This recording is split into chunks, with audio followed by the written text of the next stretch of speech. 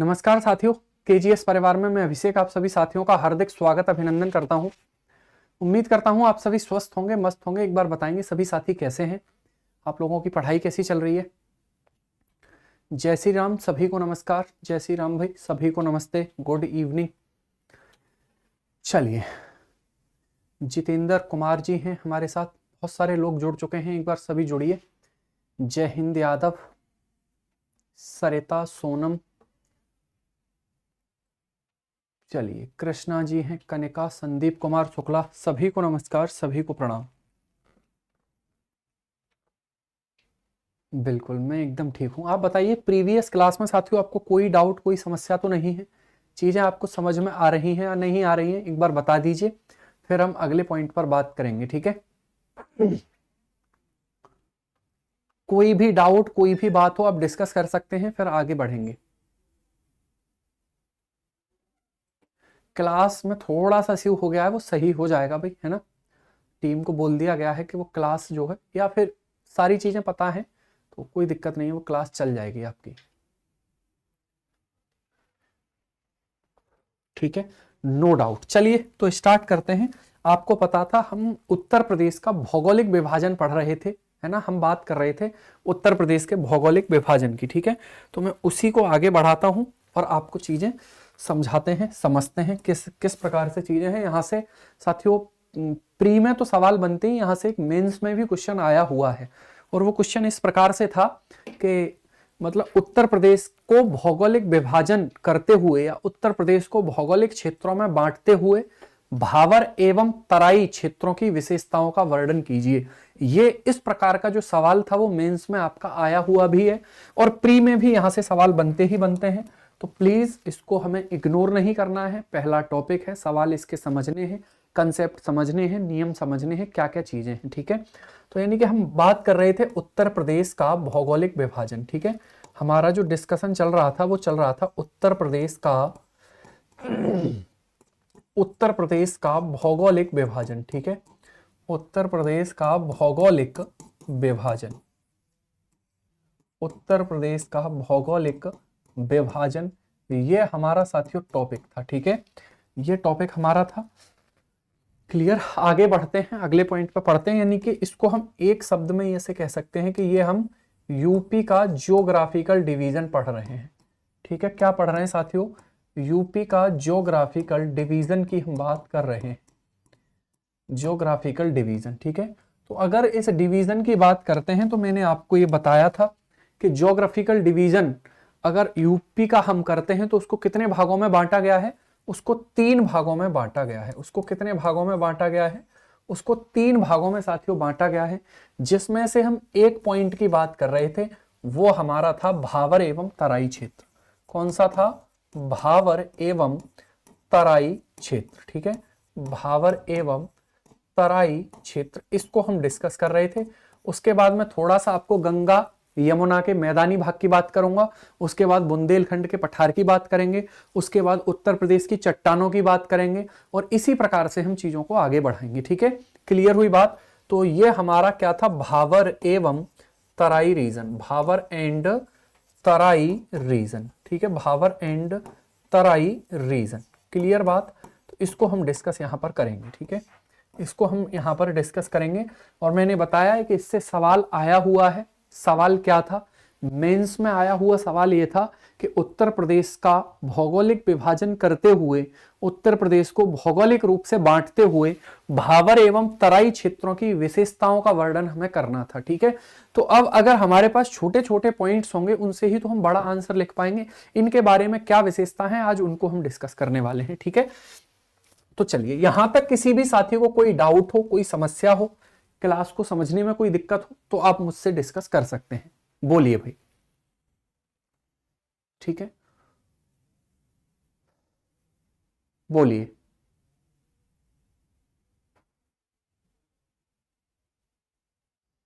चलिए फिर आगे बढ़ा जाए, ठीक है। क्वेश्चन ऐसे था वो, उत्तर प्रदेश को भौगोलिक क्षेत्रों में बांटते हुए, उत्तर प्रदेश का भौगोलिक विभाजन करते हुए भावर एवं तराई क्षेत्रों की विशेषताओं का वर्णन हमसे पूछा हुआ है। तो अगर हमें इनके बारे में सारी चीजें पता होंगी तभी हम उसको लिख पाएंगे। चाहे वो प्री का मामला हो, प्री में ऑप्शन आएंगे तो वहां पर भी हमें विशेषताओं से ही सवाल पूछता है, ऑप्शन बना के पूछता है, लेकिन वहां हमें चीजों को लिखना पड़ता है। ठीक है, तो सारी चीजें मैं आपको लिखाऊंगा भी और उनको हम डिस्कस करने वाले हैं। तो यहाँ ये बात मैं आपको समझा रहा था, भावर एवं तराई। देखिए जो भावर शब्द है साथियों, तराई शब्द है, इसकी हम बात यहां पर करने वाले हैं। ठीक है, सबसे पहले मैंने आपको समझाया भी था कि भावर एवं तराई क्या होती है, तो आज मैं डायग्राम नहीं बना रहा, आज हम इसको समझ लेते हैं। यहां पर बना हुआ है तो उसको समझ लेते हैं। ठीक है, देखिए अगर हम बात करेंगे, मैंने आपको बताया था ये हमारा हिमालय वाला क्षेत्र है। कौन सा क्षेत्र है ये? हिमालय वाला क्षेत्र है। ठीक है, इसी डायग्राम में मैं दोबारा चीजें आपको याद दिलाता हूं, समझने की कोशिश करना, फिर धीरे धीरे आगे बढ़ेंगे हम। ठीक है, डेल्टा एरिया क्या है इसके बारे में, बिल्कुल डेल्टा एरिया के बारे में यही आपसे डिस्कस कर लूंगा। ठीक है, तो ये हिमालय है, आपको पता है हिमालय, ये हिमालय दे रखा है। इसमें साथियों क्या होते हैं? ग्लेशियर होते हैं। क्या होते हैं हिमालय में?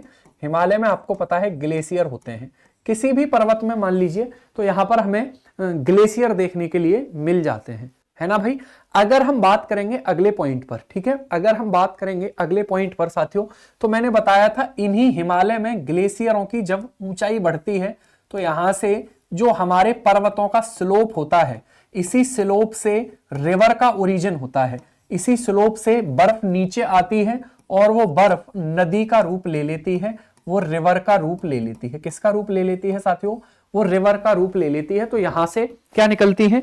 यहां से हमारी रिवर निकलती हुई हमें दिखाई देती है। यहां से क्या निकलती है? रिवर निकलती हुई हमें दिखाई दे जाती है। ठीक है, अगर हम इन रिवर्स की बात करेंगे तो ये रिवर्स, क्योंकि अगर हम हिमालय की बात करते हैं तो आपको पता है हिमालय जो है साथियों सेडिमेंट्री रॉक्स से बना हुआ है, अवसादी चट्टानों से बना हुआ है। कैसी चट्टानों से? अवसादी चट्टानों से बना हुआ है ना।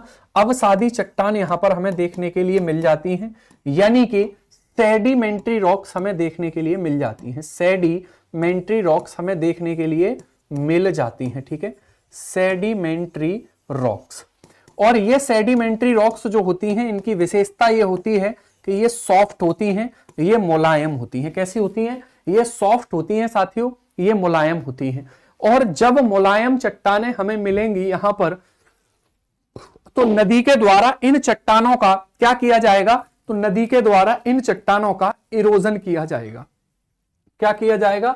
इन चट्टानों का इरोजन यानी कि अपरदन किया जाएगा।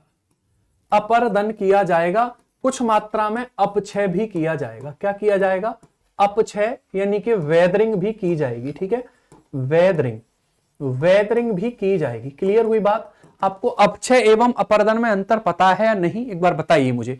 ठीक है, एक बार मुझे बताइए अपक्षय का मतलब क्या होता है, वेदरिंग का मतलब क्या होता है, और अपरदन का मतलब क्या होता है, बता दीजिए। ठीक है, बताइए भाई, अपक्षय और अपरदन का मतलब क्या होता है, बोलिए। तो देखिए, जब कोई चट्टान अपने ही स्थान पर टूट फूट जाती है, जब कोई चट्टान अपने ही स्थान पर साथियों अलग थलग हो जाती है, तो उस क्रिया को अपक्षय कहते हैं। यानी कि एक ही स्थान पर टूटने वाले चट्टानी पिंड या कोई भी चट्टान या कोई भी रॉक, वो क्या कहलाएगी? अपक्षय कहलाएगी। और जैसे ही वो चट्टान एक स्थान से दूसरे स्थान तक बहकर आएगी या उसको खींच के लाया जाएगा तो वो अपरदन कहलाएगा। बिल्कुल अच्छी बात है। ठीक है, उसके बाद हमने ये देखा कि यहां पर जो अपक्षय हुआ उसमें साथियों बड़े आकार के टुकड़े जमा हुए। तो बड़े आकार के टुकड़े जब जमा हुए तो यहां पर हमने ये पाया कि यहां पर बड़े आकार के टुकड़े जमा हो गए और इसी क्षेत्र को हमने भावर नाम दिया। ठीक है, इसी क्षेत्र को हमने क्या नाम दिया? इसी क्षेत्र को साथियों हमने भावर नाम दिया। ठीक है, क्या नाम दिया इसको? भावर हमने इसको नाम दिया। तो अब देखिए, भावर जो क्षेत्र है वो हमारे हिमालय आपने पढ़ा है ना, हिमालय पढ़ा होगा। ट्रांस हिमालय होता है। कौन सा हिमालय? ट्रांस हिमालय होता है, फिर ग्रेटर हिमालय होता है, फिर मिडिल हिमालय होता है, फिर शिवालिक हिमालय होता है। ये हिमालय का क्या है? ये ऑर्डर है ऊपर से लेके नीचे तक। ठीक है, तो जब सेडिमेंट यानी कि जो शिवालिक है, शिवालिक के जस्ट बाद कौन सी स्ट्रक्चर हमें देखने के लिए मिलती है? भावर स्ट्रक्चर देखने के लिए मिलती है। तो यानी कि अगर मुझसे सवाल ये पूछा जाए कि भावर क्या है, तो मैं बताऊंगा कि शिवालिक के दक्षिण में 8 से 10 किलोमीटर की चौड़ाई में एक बहुत सकरा, बहुत नैरो ऐसा रीजन है जो कंकड़ पत्थरों का ऐसा रीजन है जिसको हम भावर के नाम से जानते हैं, पहली बात। ठीक है, अगर हम अगले पॉइंट पर यहां पर बात करते हैं तो देखिए भावर की क्या विशेषताएं हैं। यहां पर कंकड़ पत्थरों की प्रधानता होती है, यहां कंकड़ पत्थर पाए जाते हैं, पहला पॉइंट। बड़े आकार के अवसाद पाए जाते हैं, इसको भी हम मान सकते हैं कि यहां पर बड़े आकार के अवसाद हमें देखने के लिए मिलते हैं। जब बड़े आकार के अवसाद होंगे तो उनके बीच में साथियों पारगम्यता, परमिएबिलिटी जो होगी वो ज्यादा होगी। भाई बड़े आकार के टुकड़े हैं तो उनके बीच में जो पारगम्यता है, जो गैप है वो ज्यादा होगा। जब उनके बीच में गैप ज्यादा होगा तो जल जो है वो उसके अंदर चला जाएगा। तो जल जब इसके अंदर चला जाएगा साथियों, ठीक है, क्लियर। हाँ बिल्कुल लिखाएंगे, हर चीज लिखाएंगे, पहले समझ लीजिए, मैं एक एक पॉइंट आपको लिखाने वाला हूं। ठीक है, तो यहां पर साथियों क्या होगा कि जब परमिएबिलिटी ज्यादा होगी, पारगम्यता ज्यादा होगी, तो नदियां इस क्षेत्र में क्या हो जाती हैं, गायब हो जाती हैं, विलीन हो जाती हैं, विलुप्त हो जाती हैं। ठीक है, तो नदियां यहां नहीं दिखाई देती। अब जब इतने मोटे आकार के कंकड़ हैं तो क्या यहां पर मृदा का विकास हुआ है? तो आप कहेंगे सर मृदा का विकास नहीं यहां पर हुआ है। तो जब मृदा का विकास नहीं यहां पर हुआ है तो क्या यहां पर कृषि की जा सकती है? तो यहां पर कृषि भी नहीं की जा सकती, यानी कि ये जो क्षेत्र है वो कृषि के योग्य नहीं होता है। ठीक है, उसके बाद अगर हम बात करेंगे कि आप मुझे बताइए, एक एलुवियल फैन जैसी संरचना होती है। ठीक है, एलुवियल फैन जैसी संरचना होती है, जैसे हम जब साथियों आपने देखा होगा, एक जैसे ये मान लीजिए कोई नदी है और इस नदी का पानी जब इस क्षेत्र में आ रहा है, इस खेत में आ रहा है, मान लीजिए इस खेत में नदी का पानी आ रहा है, तो इस प्रकार से वो अपने साथ सेडिमेंट लाएगा और यहां पर कुछ इस प्रकार की संरचना हमें देखने के लिए मिल जाएगी। तो ऐसी संरचना को हम जलोढ़ पंख कहते हैं। क्या बोलते हैं? ऐसी संरचना को हम जलोढ़ पंख के नाम से जानते हैं, एलुवियल फैन के नाम से जानते हैं। तो शिवालिक का जलोढ़ पंख किस क्षेत्र को कहा जाता है? भावर क्षेत्र को कहा जाता है। शिवालिक का जलोढ़ पंख किस क्षेत्र को कहा जाता है? भावर क्षेत्र को हम कहते हैं। तो यह भावर की विशेषता हुई। पश्चिमी भाग में साथियों इसकी चौड़ाई अधिक होती है, जैसे जैसे पूर्व की तरफ जाएंगे, जैसे जैसे आगे बढ़ेंगे इसकी चौड़ाई कम होती जाएगी। तो इसकी मैक्सिमम चौड़ाई कहां होगी? यहां होगी। जैसे जैसे आगे बढ़ेंगे इसकी चौड़ाई कम होती जाएगी। सारी बातें मैं आपको लिखाऊंगा, निश्चिंत रहिए। पहले एक बार बस रिवाइज कर रहा हूं जो डायग्राम मैंने पहले बनाया था। मुझे पता है आपको ये मैंने एक बार बता दिया है, ठीक है, लेकिन दूसरी बार है ना, एक दो बार ऐसा होगा कि मैं चीजों को रिवाइज करूंगा, फिर धीरे धीरे जब हमारा फ्लो बनने लगेगा चीजों में तो आगे बढ़ते रहेंगे। ठीक है, उसके बाद साथियों नदी तो ऐसे बहती हुई आ रही है ना, नदी ऐसे बाहर आ रही है। अब देखिए यहां पर स्लोप ज्यादा है, जैसे ही नदी आगे बढ़ेगी तो लगातार वो समतल पे चलना स्टार्ट करेगी, समतल प्लेन में चलना स्टार्ट करेगी। बिल्कुल कैसे चलना स्टार्ट करेगी? प्लेन में चलना स्टार्ट करेगी। ठीक है, अब ये नदी इस नदी ने जो बड़े आकार के सेडिमेंट थे वो हमारे यहां पर रोक लिए, फिर छोटे आकार के सेडिमेंट को लेकर ये आगे जा रही है, छोटे आकार के सेडिमेंट को लेकर ये आगे जा रही है। और इन क्षेत्रों में छोटे आकार के सेडिमेंट यानी कि महीन सूक्ष्म है ना, सूक्ष्म अवसादों का ये क्या कर रही है? जमाव कर रही है, जिसमें हम कह सकते हैं रेत हो सकता है, हमारा कांप मिट्टी हो सकती है, वगैरह वगैरह, वो सारी चीजें। ठीक है, तो यहां पर जैसे देखो नदी की स्पीड यहां तो ज्यादा थी, यहां पर नदी की स्पीड कैसी होगी? सबसे पहली बात तो यही है कि यहां गैप जो है कम होने लगेगा, क्योंकि सूक्ष्म कण है तो गैप कम होगा, गैप कम होगा तो नदी पुनः वापस से दिखाई देने लगेगी। तो नदी यहां पर ऊपर आ जाती है। जैसे ही नदी ऊपर आएगी साथियों तो उसकी वेलोसिटी, जो बहने का जो वेग है वो कम हो जाएगा। जब वो कम हो जाएगा तो नदी दूर क्षेत्र में फैलेगी, और जब दूर क्षेत्र में फैलेगी तो इस क्षेत्र में अधिक नमी का विकास होगा, इस क्षेत्र में अधिक नमी यानी कि मॉइस्चर का विकास हो जाएगा। ठीक है, यहां पर क्या किसका विकास हो जाएगा? तो मॉइस्चर का विकास यहां पर अधिक होगा, और जब अधिक नमी यहां पर होगी तो यहां वर्षा ज्यादा होगी और दूर तक नदी फैलेगी, दलदली भूमि का वो निर्माण करेगी। अगर मैं आपसे एक सवाल पूछूं कि नदी का, आपने रिवर बेसिन सुना है? रिवर बेसिन क्या होता है मुझे बताइए। रिवर बेसिन साथियों क्या होता है मुझे बताइए। रिवर बेसिन का मतलब ये होता है ना, रिवर बेसिन कह लीजिए, एक दूसरा शब्द होता है कैचमेंट एरिया जिसको हम कहते हैं। ठीक है, तो जब हम बात करेंगे साथियों कि रिवर बेसिन का मतलब ये होता है कि नदी का जो जल है वो जितने क्षेत्र में फैलता है उसको ही हम क्या कहते हैं, रिवर बेसिन कहते हैं। नदी का जो जल है वो जितने क्षेत्र में फैलता है, नदी या उसकी सहायक नदियों को मिलाकर के जो नदी का क्षेत्र है वो रिवर बेसिन कहलाता है। ठीक है, अगर हम बात करेंगे तो आप मुझे बताइए नदी के रिवर बेसिन का विकास सबसे पहले किस क्षेत्र में होता है? तो आप बताएंगे सर तराई क्षेत्र में नदी के रिवर बेसिन का विकास होता है, या नदी के कैचमेंट एरिया का विकास सबसे ज्यादा तराई क्षेत्र में सबसे पहले देखने के लिए मिलेगा। भाई यहां पर तो बहुत सारी सहायक नदियां आकर नहीं मिलेंगी ना, तो यहां पर नदी के कैचमेंट एरिया का विकास नहीं होगा। असली जो डेवलपमेंट होगा कैचमेंट एरिया का वो होगा यहां पर नदी बहुत दूर तक फैल जाएगी। ठीक है, क्लियर हुई बात? तो नमी अधिक होती है। अब जब नमी अधिक होगी वर्षा अधिक होगी, वर्षा अधिक होगी तो बायोडायवर्सिटी जैव विविधता इस क्षेत्र में हमें अधिक देखने के लिए मिल जाएगी। जैव विविधता क्या होती है अभी डिस्कस में कर लूंगा, ठीक है, आपने पढ़ी भी होगी।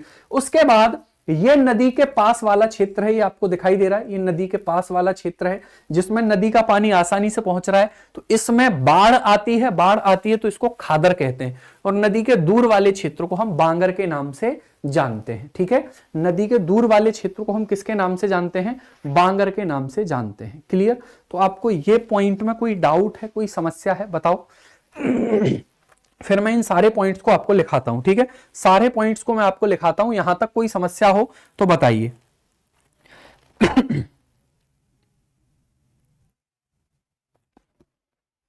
ठीक है, चलिए आगे चलते हैं। तो देखिए अगर अगले पॉइंट पर बात करेंगे, ये हमारा कुछ भावर हमें दिखाई दे रहा है। ये किस प्रकार का क्षेत्र है, मैं छोटी मोटी कोशिश में करता हूं इमेज वगैरह लाके आपको दिखाऊं। ठीक है, तो जिससे कि एक अंडरस्टैंडिंग आप में बने। ये कैसा रीजन है हमारा?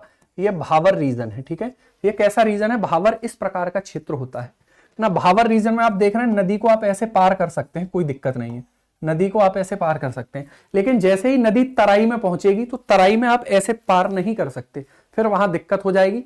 फिर इसको जूम करने की जरूरत भी नहीं है। ठीक है, आप ऐसे ही समझ लीजिए कि नदी का हमारा जो है भावर क्षेत्र होता है। इस प्रकार की मिट्टी यहां पर हमें देखने के लिए मिल जाती है। ठीक है, उसके बाद अगर हम बात करेंगे, एक कंसेप्ट मैंने ये आपको बताया था।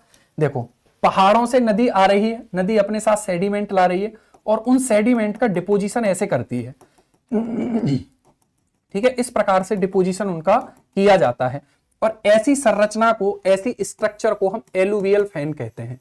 ऐसी स्ट्रक्चर को हम क्या कहते हैं? तो ऐसी संरचना का जब निर्माण होता है, ऐसी संरचना का जब निर्माण होता है साथियों, तो उसको जलोढ़ पंख या जलोढ़ शंकु कहा जाता है। जलोढ़ पंख या जलोढ़ शंकु कहा जाता है। ठीक है, जलोढ़ शंकु कहा जाता है। क्लियर?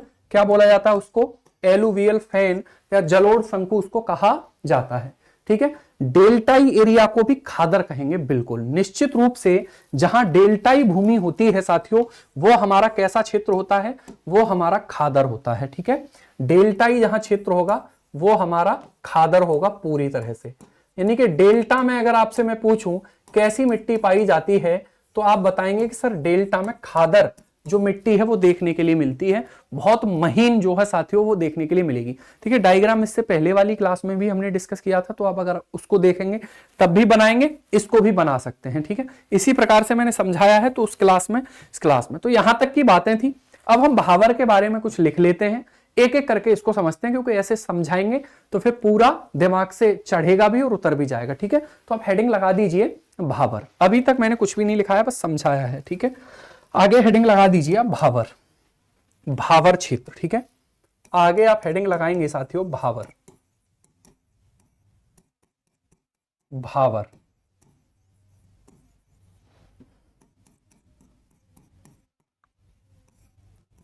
ठीक है, सबसे पहली बात यह आती है साथियों कि ये हमारा जो भावर क्षेत्र है इसका नाम भावर ही क्यों पड़ गया। ठीक है, ये जो, हाँ बिल्कुल मैं इंग्लिश में भी लिखूंगा, चिंता मत करिए। ठीक है, ठीक है, तो अगर हम बात करेंगे साथियों, अगर हम बात करेंगे तो इसका नेम भावर क्यों पड़ गया। ठीक है, देखिए तो यहां पर एक स्थानीय घास पाई जाती है, स्थानीय घास। अगर हम इसके नाम की बात करें, ठीक है, इसके नाम की बात करेंगे साथियों, इसके नेम की बात करेंगे, तो यहां पर एक स्थानीय घास पाई जाएगी। स्थानीय घास यहां पर हमें देखने के लिए मिलती है। लोकल ग्रास जिसको कहा जाता है, ठीक है। और वो जो घास है साथियों, वो किसके काम में आती है? कागज बनाने के काम में आती है। किसके काम में आती है? कागज निर्माण के काम में आती है। वो घास किसके काम में आती है? तो वो फॉर्मेशन ऑफ पेपर, ठीक है। कागज बनाने के काम में उस घास को लिया जाता है। क्लियर हुई बात, ठीक है। तो उस घास को लिया जाता है, उसका नाम है साथियों, ठीक है, उसका नाम है यूलालियोप्सिस। यूलालियोप्सिस, यूलालियोप्सिस विनाता। यूलालियोप्सिस विनाता नाम की एक घास है, ठीक है। और इसी को साथियों देसी भाषा में, देसी लैंग्वेज में इसको भावर के नाम से जाना जाता है, ठीक है। इसी घास को किस नाम से जाना जाता है? तो भावर के नाम से जाना जाता है। इसी के नाम पर साथियों ये घास जो है, ये क्षेत्र का नाम पड़ा हुआ है, ठीक है। नाम क्या है? यूलालियोप्सिस विनाता, ठीक है। क्लियर हुई बात। अगर हम बात करेंगे साथियों तो इसका जो नाम है, ठीक है, वो हमारा नाम हो जाता है यूलालियोप्सिस विनाता, ठीक है। देखिए उत्तर प्रदेश में कई प्रकार की घासें हमें देखने के लिए मिलती हैं।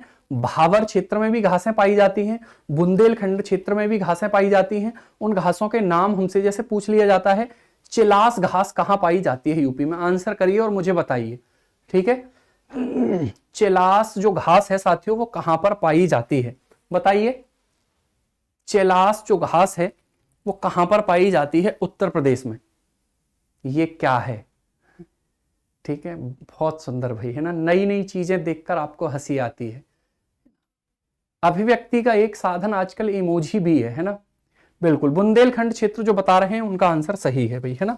तो बहुत सुंदर भाई, बुंदेलखंड क्षेत्र में पाई जाती है, अच्छी बात है। चलिए ठीक है, आगे चलते हैं, अगले पॉइंट पर चलते हैं, समझिएगा।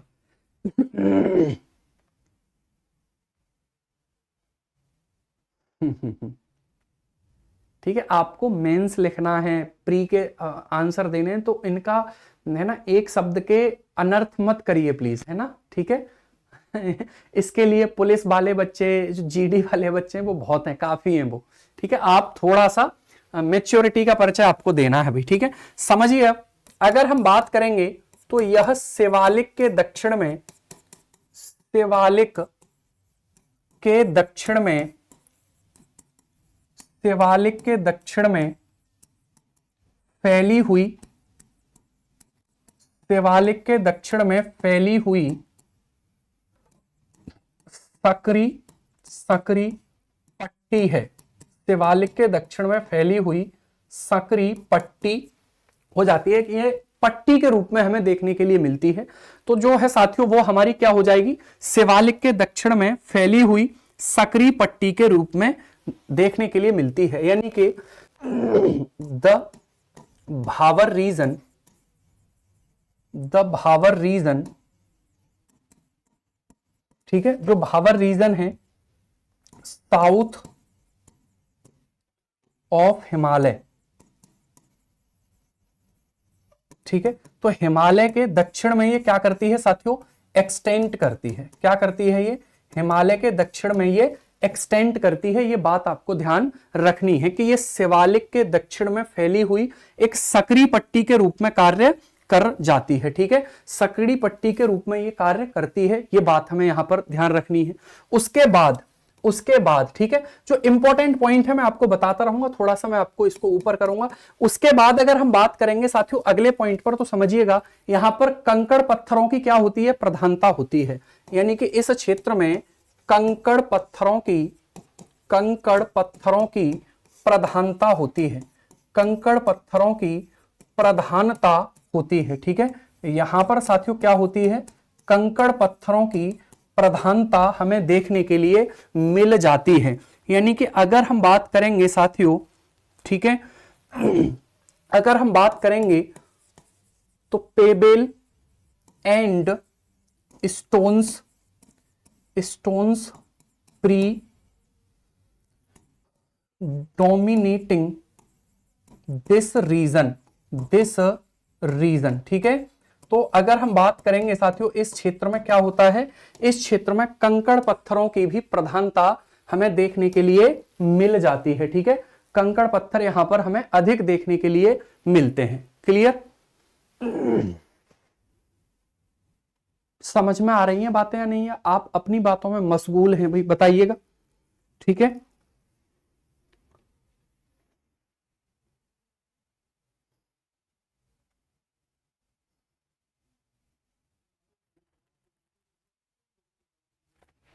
ठीक है, चलिए उसके बाद अगर मैं आपसे बात करूं इसका विस्तार जो है साथियों, इसका विस्तार कहां पर है, तो इसका विस्तार एक बार देख लेते हैं। ठीक है, इसका जो है विस्तार एक बार देख लेते हैं। ठीक है, अगर हम इसके विस्तार की बात करेंगे तो ये कहां से कहां तक एक्सटेंड करता है, तो ये साथियों सहारनपुर से, ठीक है, सहारनपुर से कुशीनगर तक फैला हुआ है। सहारनपुर से कुशीनगर कुशीनगर तक फैला है। ठीक है, तो ये कहां तक फैला हुआ है, कुशीनगर तक फैला हुआ हो जाता है। क्लियर हुई बात, यानी कि अगर हम बात करेंगे तो समझिएगा फ्रॉम सहारनपुर सहारनपुर टू कुशीनगर। ठीक है, सहारनपुर टू कुशीनगर। ठीक है, अगर हम कुशीनगर की बात करते हैं तो इसका भी क्षेत्र एक दे देता है, वो हमें पडरौना जो होता है। कौन सा क्षेत्र है, कुशीनगर का ही एक क्षेत्र है साथियों, पडरौना। ठीक है, तो वहां तक इसका विस्तार हमें देखने के लिए मिल जाता है, वहां तक इसका विस्तार जो है हमें देखने के लिए मिल जाता है। क्लियर हुई बात, घास से ही कागज बनता है। उत्तर प्रदेश में ऐसी कई घास हैं जिनसे कागज का निर्माण होता है। ठीक है, तो उसकी बात भी हम टाइम टाइम पे करते रहेंगे। बिल्कुल, ये जो घास थी भावर क्षेत्र की, ये कागज बनाने के काम में ही आती है। क्लियर, अगर हम अगले पॉइंट पर बात करेंगे साथियों तो समझिएगा। ठीक है, अगले पॉइंट पर मैप से थोड़ा सा मैं इसको समझाने की कोशिश करता हूं, या फिर एक डायग्राम ऐसे ही ले लेते हैं। समझिए, जैसे जैसे अगर देखा जाए तो जो भावर रीजन है हमारा, भावर जो रीजन है साथियों हमारा, इसकी जो चौड़ाई है, इसकी जो चौड़ाई है, ठीक है, वो पश्चिमी भाग में कैसी हो जाती है, ज्यादा हो जाती है। यानी कि ये हमारा साथियों कौन सा क्षेत्र है, तो ये हमारा मान लीजिए ये हमारा भावर रीजन है। कौन सा है ये हमारा भावर रीजन हो जाएगा। ठीक है, अगर हम भावर रीजन की बात करेंगे तो इसकी जो चौड़ाई है साथियों, वो पश्चिमी भाग में ज्यादा होती है। कहां ज्यादा होती है, पश्चिम में अधिक। ठीक है, इसकी जो चौड़ाई है वो पश्चिम में अधिक होती है। यानी कि मैक्सिमम जो इसकी चौड़ाई होगी वो हमारी कहां पर देखने के लिए मिलेगी, पश्चिम में देखने के लिए मिलेगी। और एवरेज जो चौड़ाई साथियों इसकी है, एवरेज जो चौड़ाई है इसकी औसतन, ठीक है, औसतन जो इसकी चौड़ाई पश्चिम में है वो कितनी है, लगभग 34 किलोमीटर के आसपास है। ठीक है, देखिए फिक्स तो कर नहीं सकते इसको, हाँ, पडरौना बिहार राज्य से सीमा बनाता है, बिल्कुल वही क्षेत्र हो जाता है ये पूरा का पूरा। ठीक है, तो आप मुझे बताइए, तो ये हमने कितना, लगभग 34 किलोमीटर के आसपास ये हमें देखने के लिए मिल जाती है। ठीक है, उसके बाद अगर हम अगले पॉइंट पर बात करेंगे तो ईस्टर्न पार्ट में, ठीक है, ईस्टर्न पार्ट में इसकी जो चौड़ाई है, ठीक है, ईस्टर्न पार्ट में इसकी जो चौड़ाई है वो कैसी होती है, वो मिनिमम होती है। कैसी होती है, वो मिनिमम होती है, या फिर हम ये कह सकते हैं कि ये बहुत ही ज्यादा नैरो हो जाता है। ठीक है, यहां पर ये कैसा हो जाता है, बहुत ही नैरो हो जाता है, सकरा हो जाता है। कैसा हो जाता है, ये सकरा हो जाता है। क्लियर, अब देखिए हमारा मुद्दा जो है वो इन सब चीजों को छोड़कर बस इस पे आ गया है कि घास से कागज बनता है या बांस से कागज बनता है। अरे भाई उसकी भी बात कर लेंगे, वो बड़ा मुद्दा थोड़े ही है। अभी इसको समझ लो, फिर उस पे भी आ जाएंगे कि कागज कौन सी, मतलब कागज कैसे निर्माण होता है। ठीक है, समझ रहे हैं ना?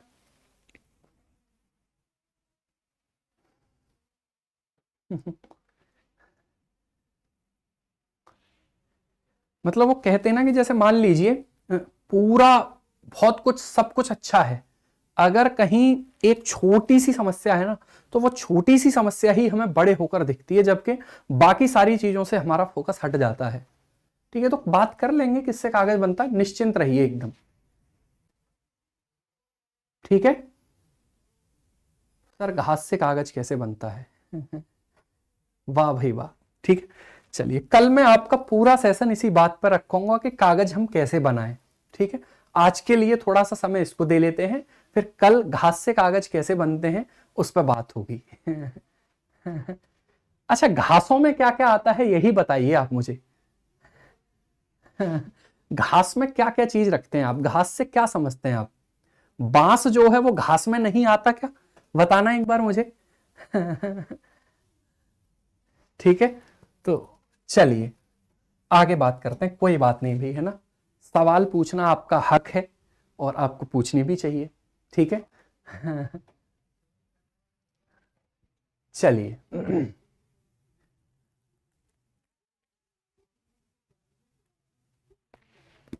ठीक है भैया। तो अब देखना समझना, इसमें एक लाइन हमें याद रखनी है, और वो लाइन क्या है?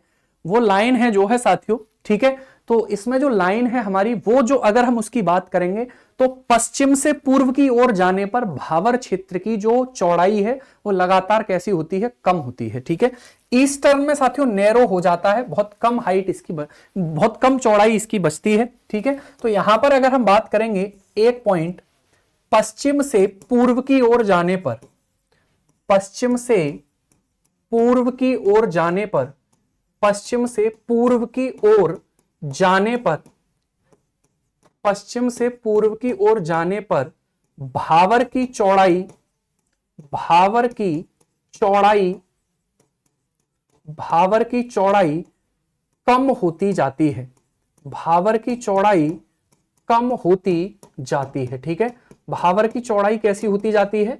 कम होती जाती है, और सबसे कम जो है साथियों वो हमें ईस्ट वाले पार्ट में देखने के लिए मिलती है, जो कुशीनगर वाला क्षेत्र है, वहां पर जो है साथियों भावर क्षेत्र की चौड़ाई हमें सबसे कम देखने के लिए मिलेगी। ठीक है, तो ये पॉइंट हमें यहां पर ध्यान रखना है। ये पॉइंट आप अपने आंसर राइटिंग में या मेंस में, है ना, क्वेश्चन प्रैक्टिस जब करें डाल सकते हैं कि भावर जो है उसकी चौड़ाई जैसे जैसे हम पूर्व की तरफ जाएंगे तो वहां पर उसकी चौड़ाई जो है साथियों कैसी होगी? कम होगी। अच्छा, इस पूरे की एवरेज हाइट कितनी है? पूरे की जो एवरेज हाइट है साथियों, इस पूरे की जो एवरेज हाइट है, ठीक है, पूरे की भावर क्षेत्र की जो एवरेज हाइट है वो 8 से 10 किलोमीटर के आसपास होती है बस, है ना। पश्चिम में ज्यादा, पूर्व में कम।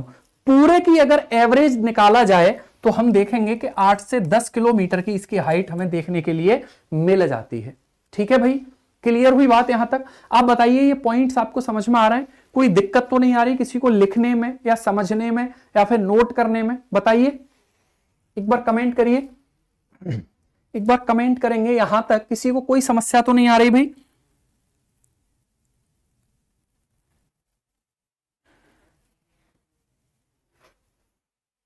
ठीक है, कम क्यों होती जाती है मैं बताऊंगा। क्योंकि अब देखो नदी जा रही है, इस डायग्राम को समझो, नदी जा रही है साथियों, है ना। तो नदी जब जाएगी अपने साथ, तो ऐसा तो है नहीं कि इस कंकड़ को, जो जितने भी कंकड़ हैं उसको पूरा ढकेलती हुई ले जाएगी।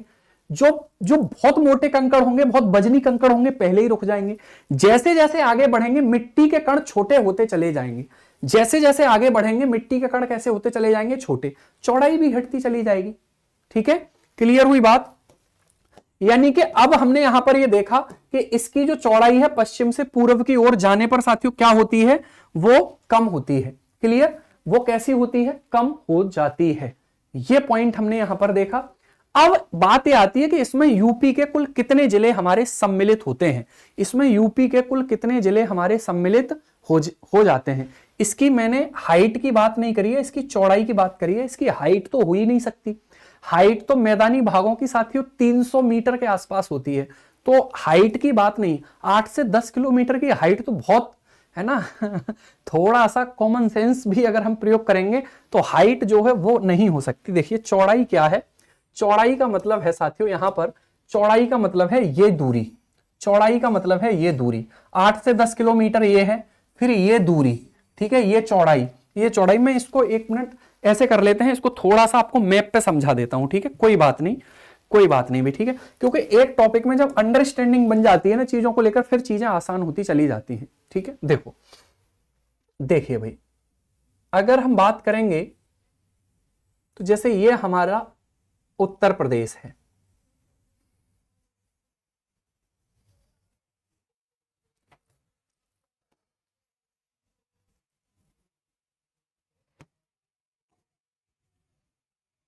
ठीक है, ये हमारा उत्तर प्रदेश है।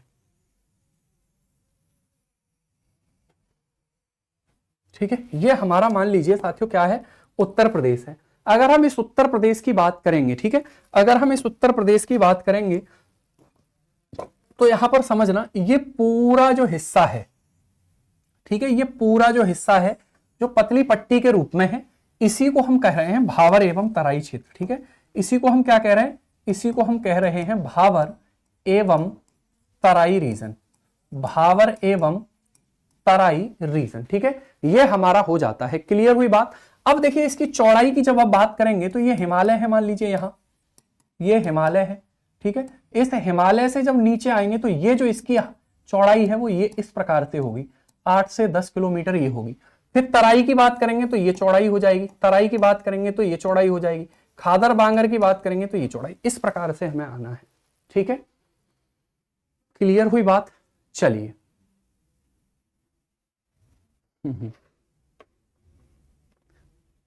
आगे चलते हैं, अगले पॉइंट पर बात करते हैं। ठीक है, अगले पॉइंट पर बात करते हैं, समझिएगा, है ना। तो अब साथियों अगर हम अगले पॉइंट पर बात करेंगे तो यहां पर जो इसकी चौड़ाई है वो हमने यहां पर देख ली कि इसकी चौड़ाई पश्चिम से पूर्व जाने पर कम होती है। 14 जिलों में ये फैला हुआ है। वो कौन कौन से जिले हैं मैं आपको एक बार बता देता हूं। ठीक है, मैं यही नोट करूंगा तो एकदम बात स्पष्ट हो जाएगी। आपको जिले याद हुए हैं उस दिन के बाद या नहीं, आप मुझे बताएंगे। ठीक है, आपको जिले याद हुए हैं साथियों या नहीं हुए हैं? 14 जिले लगभग हैं। ठीक है, जिले आपसे पूछे नहीं जाएंगे, आप निश्चिंत रहिए, लेकिन 14 जिलों में इसका विस्तार हमें देखने के लिए मिलता है। वो जिले कौन कौन से हैं उनको एक बार देखते हैं। ठीक है, तो देखिए इधर सहारनपुर उसमें सम्मिलित होगा या नहीं होगा? सहारनपुर उसमें सम्मिलित होगा या नहीं होगा, बताओ। ठीक है, सहारनपुर जो है साथियों उसमें सम्मिलित होगा या नहीं होगा? तो आप कहेंगे सर सहारनपुर उसमें सम्मिलित होगा। ठीक है, सहारनपुर में हमें देखने के लिए मिलता है क्या? तो सहारनपुर में हमें देखने के लिए मिलता है। ठीक है, सहारनपुर हो जाएगा। उसके बाद अगर हम बात करेंगे तो कौन सा हो जाएगा? सहारनपुर के बाद कौन सा हो जाएगा, बताइए भैया। सहारनपुर के बाद कौन सा होगा? मुजफ्फरनगर। ठीक है, सहारनपुर के बाद कौन सा होगा? मुजफ्फरनगर होगा। हाइट वाला पॉइंट क्लियर नहीं हुआ। देखो ऐसे समझो, मैं अभी जिले लिखूंगा भाई, एक बार और डिस्कस कर लेते हैं। जैसे अगर हम बात करें पूरे भारत की बात करता हूं मैं थोड़ी देर के लिए, समझना। जैसे ये है ट्रांस हिमालय, ये ट्रांस हिमालय हो गया। ठीक है, ट्रांस हिमालय हो गया, ये ट्रांस हिमालय हो गया। क्लियर। उसके बाद महान हिमालय, महान हिमालय, इनके बीच में ISTZ यानी कि इंडस सांगपो सचर जोन है, दोनों को अलग कर रहा है। उसके बाद मध्य हिमालय, मध्य हिमालय। ठीक है, मेन सेंट्रल थ्रस्ट इसके बीच में होता है MCT। ठीक है, उसके बाद शिवालिक, शिवालिक। ठीक है, शिवालिक हो गया। इसके नीचे से मैदान शुरू होते हैं, यानी कि उत्तर प्रदेश शुरू होता है शिवालिक के बाद।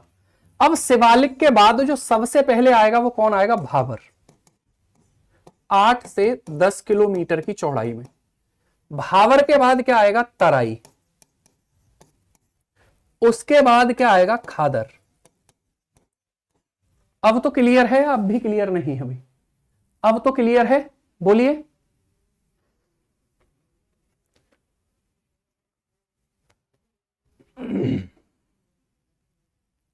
नहीं, लिखना नहीं है, समझ लेना है बस। ठीक है, लिखना नहीं है। ठीक है, क्लियर हुई ना बात। 34 किलोमीटर क्या बताया है? आप मुझसे पूछ सकते हैं, कोई दिक्कत नहीं है। ठीक है, 34 किलोमीटर ये बताया है। भाबर क्षेत्र की पश्चिम में चौड़ाई सबसे अधिक होती है और एवरेज 34 किलोमीटर है। पश्चिम में मैक्सिमम है। फिर मैंने बताया पश्चिम से पूर्व की ओर जाने पर कम होती है और पूर्व में सबसे कम इसकी हाइट जो चौड़ाई है वो हमें देखने के लिए मिलती है, दूसरी। ठीक है, अच्छा हाइट में बोल रहा था, कोई बात नहीं भाई। ठीक है, आगे से नहीं बोलूंगा, है ना। ठीक है, इसके पूरे की जो एवरेज चौड़ाई है, औसत चौड़ाई है, वो 8 से 10 किलोमीटर है। पूरे की जो औसत चौड़ाई है वो हमारी कितनी है? 8 से 10 किलोमीटर के आसपास हो जाती है। अब तो क्लियर है, बोलो एक बार, जल्दी से बताइए भाई। अब कोई डाउट?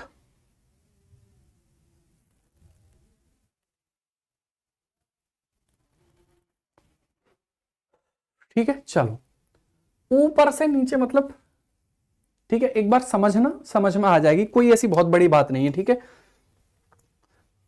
आगे चलते हैं। तो अगले पॉइंट पर अगर हम बात करेंगे कि इसमें कौन कौन से जिले साथियों हमें देखने के लिए मिलते हैं, ठीक है, तो कौन कौन से जिले हमें देखने के लिए मिलेंगे उसकी एक बार बात कर लेते हैं, फिर आगे बढ़ेंगे। ठीक है, तो इसमें लगभग 14 जिले सम्मिलित हैं, और वो 14 जिले कौन कौन से हैं?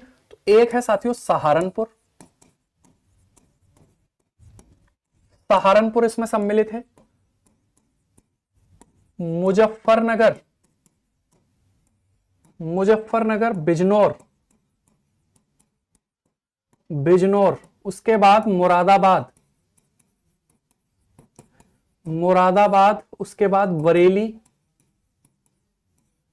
रामपुर, पीलीभीत, पीलीभीत, ठीक है, पीलीभीत हो जाएगा। उसके बाद लखीमपुर खीरी, लखीमपुर खीरी, कौन सा हो जाएगा? लखीमपुर खीरी हो जाएगा। ठीक है, उसके बाद हो जाएगा साथियों हमारा बहराइच, कौन सा हो जाएगा? बहराइच हो जाएगा। कौन सा हो जाएगा? बहराइच हो जाएगा। उसके बाद क्या बलरामपुर नहीं होगा भैया? क्या बलरामपुर होना चाहिए? ठीक है, तो बहराइच के बाद श्रावस्ती, श्रावस्ती के बाद बलरामपुर, बलरामपुर के बाद कौन सा आएगा? सिद्धार्थनगर, सिद्धार्थनगर के बाद कौन सा आएगा? महाराजगंज, महाराजगंज, महाराजगंज के बाद कौन सा आएगा? कुशीनगर, कुशीनगर, और उसके बाद कौन सा आएगा यहां? देवरिया।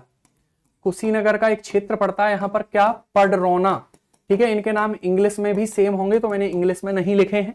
इतने क्षेत्रों में हमें देखने के लिए मिलता है हमारा, ठीक है, इतने क्षेत्रों में हमें देखने के लिए मिलता है हमारा भावर क्षेत्र, भावर क्षेत्र। ठीक है, कौन सा क्षेत्र साथियों? तो इतने में हमें देखने के लिए मिलेगा भावर रीजन, इतने जिलों में। लेकिन आप मुझे बताइए, आप मुझे बताइए सहारनपुर में, क्योंकि सहारनपुर से जब ऐसे चलेंगे साथियों तो इसकी चौड़ाई आपको नहीं लग रहा कि कम होनी चाहिए? जैसे जैसे नदियां आगे बढ़ेंगी, जैसे जैसे नदियां आगे बढ़ेंगी तो कंकड़ पत्थरों को ज्यादा धकेल कर लाएंगी या कम लाएंगी? तो आप कहेंगे सर ज्यादा कंकड़ पत्थर यहां रहेंगे, धीरे धीरे नदियों की क्षमता इतनी नहीं होगी कि वो दूर तक कंकड़ पत्थरों को ले जाएं। ठीक है, देखिए दो तरीके हैं इसको याद करने के। मैंने ये बताया है कि पूरे भावर प्रदेश की चौड़ाई कितनी है। अगर मैं आपसे पूछूं कि पूरा भावर प्रदेश पश्चिम से पूर्व तक उसकी चौड़ाई कितनी है, तो आप बताएंगे सर एवरेज 8 से 10 किलोमीटर है। कितनी है? एवरेज 8 से 10 किलोमीटर है। सर इसकी चौड़ाई ज्यादा कहां है फिर? तो आप बताएंगे सर पश्चिम में ज्यादा है और पूर्वी भाग में कम है। सर पश्चिम में कितनी है? तो पश्चिम में इसकी मैक्सिमम जो मानी गई है वो 34 किलोमीटर के आसपास मानी गई है। कितनी मानी गई है? 34 किलोमीटर के आसपास मानी गई है। इसमें कोई नई बात बताई क्या मैंने? ठीक है, बोलिए, इसमें कोई नई बात बताई गई क्या आपको?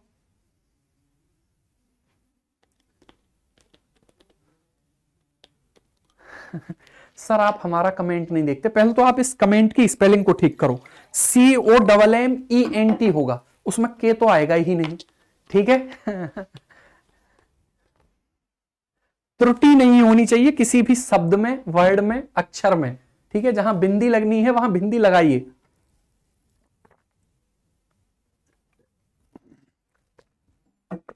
ठीक है, बिल्कुल भाई, है ना, बिल्कुल। कंफ्यूजन हो तुरंत पूछिए। ठीक है, धीरे धीरे आपके कंफ्यूजन नहीं होंगे।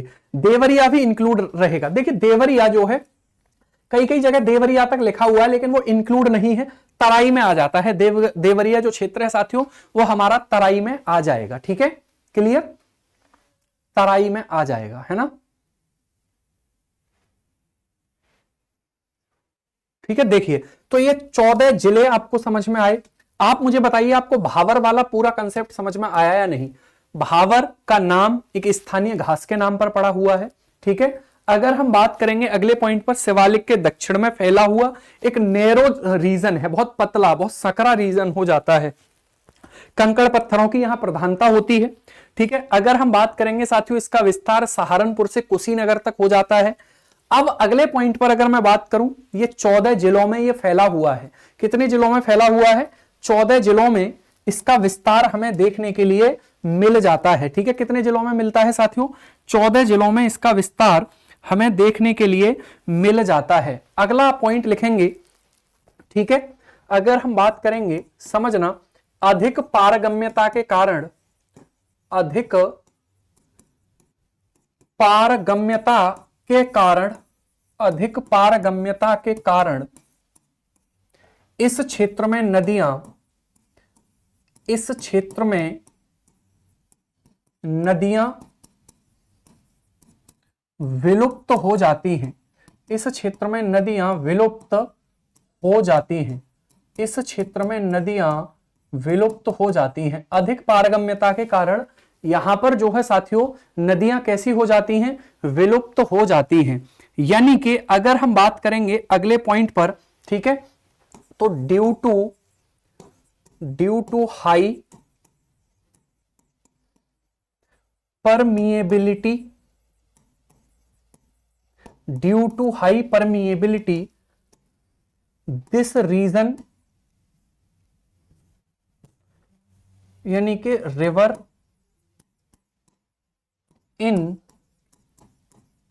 Invisible this region. ठीक है, इस रीजन में रिवर जो है साथियों वो कैसी हो जाएंगी? हमारी गायब हो जाएंगी। क्लियर? गायब हो जाएंगी। क्लियर हुई बात आपको? चलिए,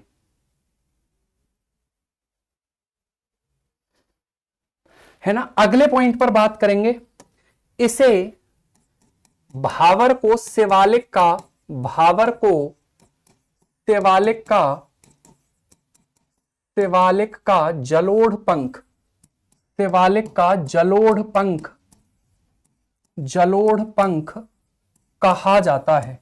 जलोढ़ पंख या फिर जलोढ़ शंकु, या फिर जलोढ़ शंकु कहा जाता है।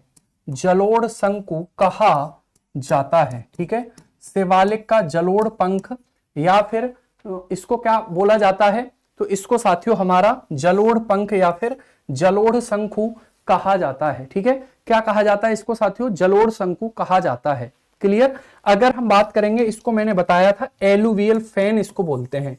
एलुवियल फैन इसको कहा जाता है। ठीक है, एलुवियल फैन इसको कहा जाता है, या फिर इसको साथियों हम, ठीक है, एलुवियल कोन के नाम से भी जानते हैं। Alluvial cone of Bhabar region, Bhabar region. ठीक है, alluvial cone of Bhabar region इसको कहा जाता है ना भाई? क्लियर? अगर हम बात करेंगे अगले पॉइंट पर साथियों, तो मैंने आपको यह बताया था, क्या यह क्षेत्र कृषि के लिए है?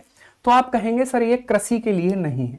ठीक है, ये कृषि के लिए उपयोगी नहीं है। कृषि कार्य यहां पर नहीं होता है।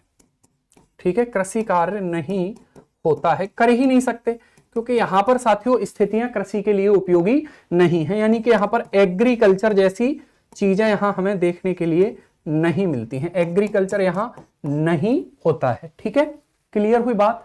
एग्रीकल्चर यहां पर नहीं होता। तो ये भावर की बातें थी। आपको नहीं लगता अगर इतने हमारे पास 5-7 पॉइंट हैं, तो इस 5-7 पॉइंट से हम नए तरीके से लगभग 30 वर्ड या 40 वर्ड बना सकते हैं? आप मुझे बताइए, क्या इससे साथियों इतने वर्ड से, यानी कि इतने पॉइंट से हम 50 वर्ड नहीं बना पाएंगे क्या?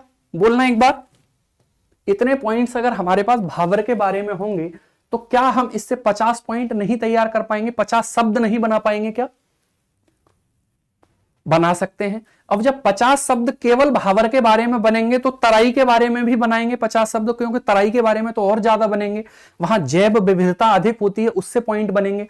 यह भी सवाल मेंस में साथियों पूछा गया है कि तराई क्षेत्र की जैव विविधता उत्तर प्रदेश के लिए किस तरह उपयोगी है, उस पर प्रकाश डालिए, उसको थोड़ा सा मतलब समझाइए। तो ऐसे ही तो सवाल बनेंगे, छोटी छोटी कोशिशें करेंगे, अच्छा लिख पाएंगे। क्लियर? ठीक है, तो इतने पॉइंट्स मैंने आपको भावर के बारे में लिखा है, इससे ज्यादा पॉइंट्स इसमें नहीं है, ये आपको याद रखने हैं, इतने पॉइंट्स आपको याद रखने हैं। अगला हमारा हेडिंग होगा इसके बाद तराई रीजन। यहां तक कोई दिक्कत किसी को हो तो बताइए। 12 जिले हो पाए हैं, मैं एक बार देख लेता हूं। ठीक है, सहारनपुर हो गया, मुजफ्फरनगर, बिजनौर, मुरादाबाद, बरेली, रामपुर, पीलीभीत, लखीमपुर खीरी, बहराइच, श्रावस्ती, बलरामपुर, सिद्धार्थनगर। कोई छूट गया है क्या भाई? छूटा तो नहीं है यार, है ना? सही है भाई, ठीक है, 12 नहीं है, 14 ही है। ठीक है, आप लोग यार क्या करके मानोगे? कृषि ना के बराबर होती है, ना के बराबर कृषि यहां पर हमें देखने के लिए मिलती है। यहां पर वृक्ष यानी कि लंबी जड़ों वाले जो पौधे होंगे वही उगाए जा सकते हैं। ठीक है, लंबी जड़ों वाले जो पौधे हैं वही उगाए जा सकते हैं। क्लियर? हाँ, मतलब वो पडरौना लिख दिया है, देखिए मैंने यहां तक लिए हैं साथियों, यहां तक। ठीक है, पडरौना तो कुशीनगर का ही हिस्सा है, तो 15 मत मानिएगा प्लीज, 14 ही है। ठीक है, ऊपर ऊपर के आप खुद देखिए, खुद इस्तेमाल करिए थोड़ा सा इसका। आप मुझे बताइए, जब ये पूरा हिमालय वाला क्षेत्र है, ये पूरा हिमालय वाला क्षेत्र है और इसी क्षेत्र से नदियां निकल रही हैं, तो नदियां इन क्षेत्रों में कंकड़ पत्थर फैलाएंगी या नहीं फैलाएंगी? बताना एक बार।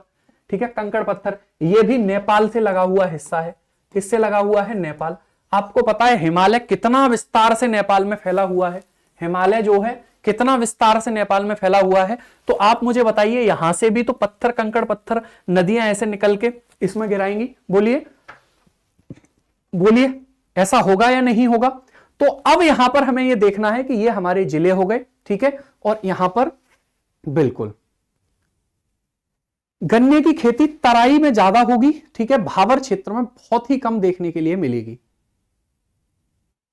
आगे चलते हैं, तो अगला हमारा हेडिंग होगा साथियों कौन सा? अगला हमारा हेडिंग होगा तराई में। एक बार रिवाइज करता हूं, देखिए हम पढ़ रहे हैं भावर एवं तराई रीजन को, तो मैंने इस डायग्राम के माध्यम से समझाया, उस दिन भी हमने इसको डिस्कस किया था।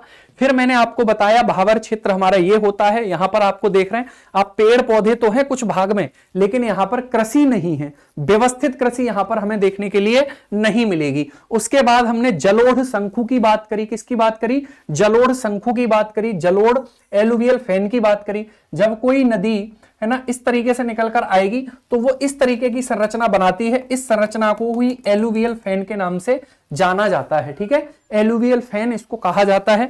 तो भावर को शिवालिक का, क्योंकि ये शिवालिक है, ये क्या है साथियों? ये शिवालिक क्षेत्र है, तो भावर को शिवालिक का जलोढ़ पंख कहा जाता है। शिवालिक का जलोढ़ पंख कहा जाता है। ठीक है, पंख इसको नाम इसलिए दिया है क्योंकि ये पंख जैसी संरचना है। अगर हम जलोढ़ की बात करेंगे तो जलोढ़ आपको पता है साथियों, ये मिट्टी का एक प्रकार होता है जो नदियों के द्वारा बहाकर लाई गई मिट्टी है। नदियों के द्वारा जो सेडिमेंट का डिपोजिशन किया जाता है उसको साथियों हम, ठीक है, जलोढ़ मिट्टी कहते हैं, है ना?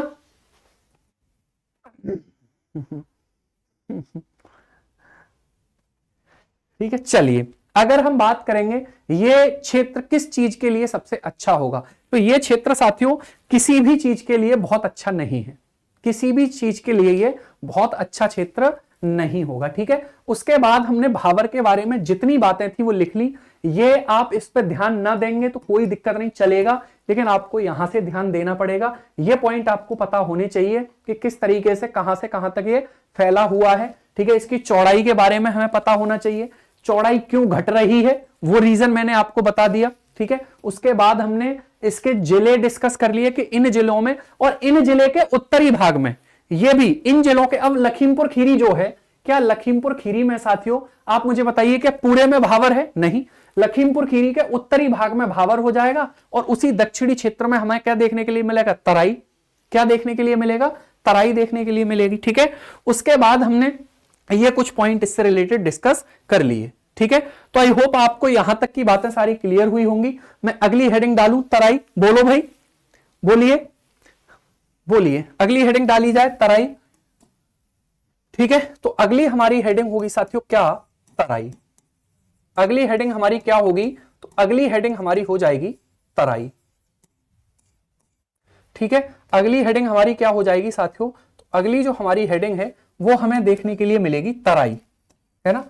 अब तराई में जो नदियां हैं वो प्लेन क्षेत्र में बहती हैं। मैं पहले समझा देता हूं फिर लिखाऊंगा इसके बारे में, ठीक है। तराई में जो नदियां हैं, कोई बात नहीं, धीरे धीरे हमारी स्पीड लिखाने की भी और वो सारी चीजें एकदम ठीक से हो जाएंगी, है ना। ठीक है भाई, चलिए अगर हम बात करेंगे साथियों तराई की, ठीक है, तो तराई जो है यहां पर हमें अधिक जैव विविधता देखने के लिए मिलती है।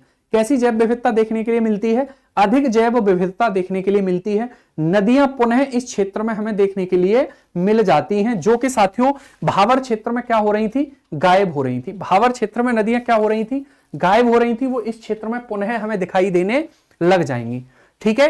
अगर हम बात करेंगे उत्तर प्रदेश की सबसे ज्यादा घने जंगल किस क्षेत्र में पाए जाते हैं, तो क्या आंसर करेंगे आप? बताइए, उत्तर प्रदेश में सबसे ज्यादा घने जंगल किस क्षेत्र में देखने के लिए मिलते हैं? बताओ, बताइए भाई। तराई क्षेत्र में देखने के लिए मिलेंगे, यानी कि घने जंगल और जीव जंतु भी सबसे ज्यादा कहां पाए जाते हैं? तराई क्षेत्र में। एक भैया कह रहे हैं बुंदेलखंड में, ठीक है है ना। तो तराई क्षेत्र में देखने के लिए हमें मिल जाएंगे, और तराई क्षेत्र में ही जीव जंतु अधिक पाए जाते हैं उत्तर प्रदेश में।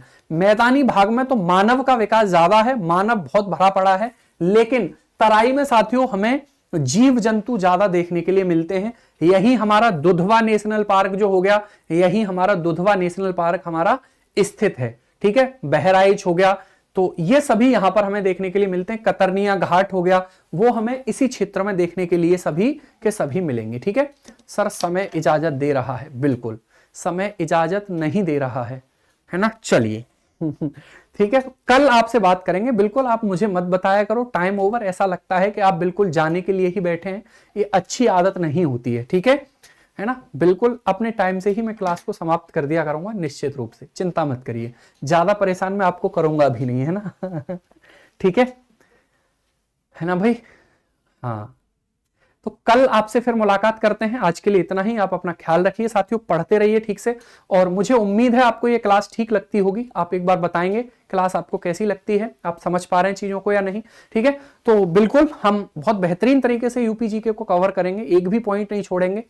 निश्चित रूप से आपकी अच्छी तैयारी होगी, चिंता मत करिए, बस थोड़ा थोड़ा पढ़ते रहिए, ठीक है। तो चलिए, धन्यवाद, बाय बाय, टेक केयर। आप अपना ख्याल रखिए, परिवार वालों का ख्याल रखिए, अच्छे से पढ़िए, बाय बाय।